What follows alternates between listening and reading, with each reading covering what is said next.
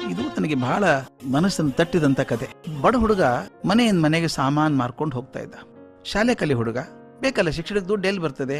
ಈ ಸಾಮಾನ್ ಮಾರದಾಗ ಬರುವಂತ ಕಮಿಷನ್ ಅಲ್ಲೇ ಜೀವನ ನಡಿಬೇಕು. ಒಂದು ದಿವಸ ಅವನ ಜೇಬಲ್ಲಿ ಒಂದು ಕಾಸು ಇಲ್ಲ. ಊಟಕ್ಕೆ ಹೆಂಗ್ ಮಾಡೋದು?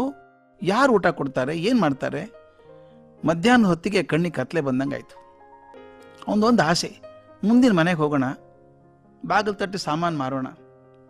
ಸಾಮಾನು ತಗೋತಾರೋ ಬಿಡ್ತಾರೋ ಅವ್ರಿಗೆ ಹೇಳಿ ಒಂಚೂರು ಆಹಾರ ಕೊಡ್ತೀರಾ ತಿನ್ನೋದಕ್ಕೆ ಅಂತ ಕೇಳಬೇಕು ಅಂದ್ಕೊಂಡ. ಮುಂದಿನ ಮನೆ ಬಾಗಿಲು ತಟ್ಟಿದಾಗ ಅತ್ಯಂತ ಸುಂದರವಾದ ಯುವತಿ ಬಾಗಿಲು ತೆಗೆದ್ಲು.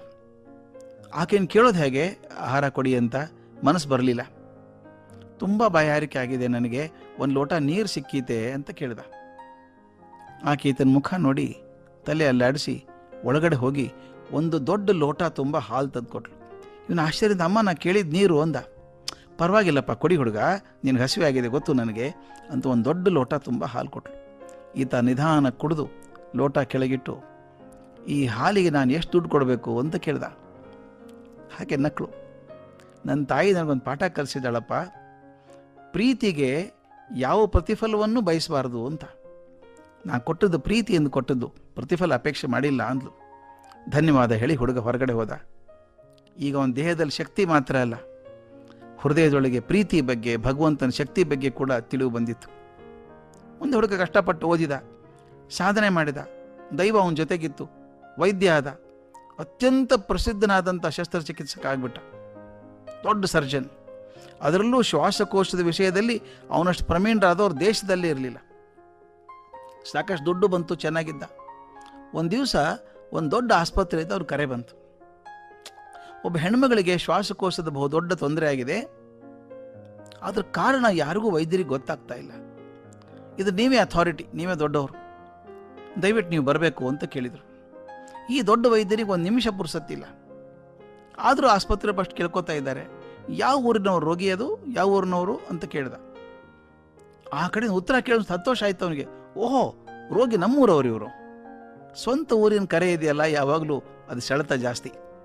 ಆಯ್ತು ಬರ್ತೀನಿ ಅಂಥೇಳಿ ಮರುದಿವಸ ಅಲ್ಲಿ ಹೋದ. ರೋಗಿಯನ್ನು ನೋಡ್ದ. ಆಕೆ ಮುಖ ನೋಡಿದ ತಕ್ಷಣ ಗುರು ಸಿಕ್ತು. ಅದೇ ಹೆಣ್ಮಗಳು, ಆ ತರುಣಿ. ಹಸಿದು ಕಂಗಾಲಾದಾಗ, ಬಸವಳದಾಗ ಅಮೃತ ಸದೃಶವಾದಂಥ ಹಾಲನ್ನು ಕೊಟ್ಲಲ್ಲ ಹುಡುಗಿ, ಆಕೆನೆ. ಈಗ ವಯಸ್ಸಾಗಿದೆ, ಆದರೆ ಗುರುತು ತಪ್ಪುವಷ್ಟೇನು ಬದಲಾಗಿಲ್ಲ. ವೈದ್ಯರಿಗೆ ಹೇಳಿದ, ನಾನು ಬರೀ ಏನು ತಪ್ಪಾಗಿದೆ ಅಂತ ಹೇಳಲ್ಲ, ನಾನೇ ಆಪರೇಷನ್ ಮಾಡ್ತೇನೆ, ರೆಡಿ ಮಾಡಿ ಅಂದ. ಅವ್ರಿಗೆ ಆಶ್ಚರ್ಯ, ಇಂಥ ದೊಡ್ಡ ಡಾಕ್ಟರ್ ಆಪರೇಷನ್ ಮಾಡೋಕೆ ಒಪ್ಕೊಂಡಲ್ಲ. ಮರುದಿವಸನ ಶಸ್ತ್ರಚಿಕಿತ್ಸೆ ಆಯಿತು. ಆ ತಾಯಿ ಕೆಲವು ದಿವಸ ಆಸ್ಪತ್ರೆ ಇದ್ಕೊಂಡು ಚೇತರಿಸ್ಕೊಂಡ್ರು. ಆಸ್ಪತ್ರೆ ಹೊರಡೋ ದಿವಸ ಬಂತು. ಆಸ್ಪತ್ರೆ ಅಧಿಕಾರಿಗಳು ಬಂದು ಖರ್ಚು ವೆಚ್ಚ ಪಟ್ಟಿ ಕೊಡಬೇಕಲ್ಲ, ಬಿಲ್ ಕೊಡಬೇಕಲ್ಲ ಬಿಡುಗಡೆ ಆಗುವಾಗ.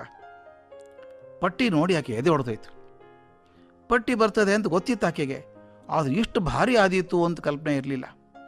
ಅಯ್ಯೋ, ಇಷ್ಟು ದುಡ್ಡು ಕೊಡಬೇಕೇ ಅಂದ್ಲು.